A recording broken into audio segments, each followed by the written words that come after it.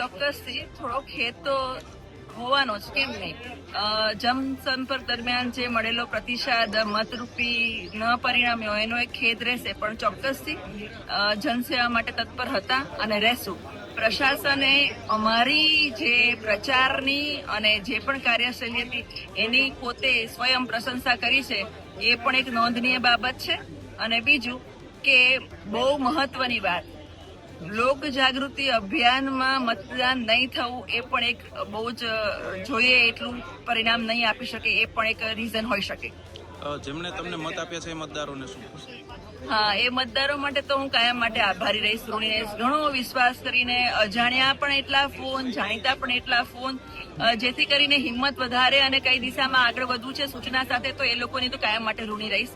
અને એ લોકો ગમે ત્યારે કંઈ પણ મારે લાયક હોય તો ચોક્કસથી એ લોકો મારો કોન્ટેક્ટ કરી શકે. Thank you.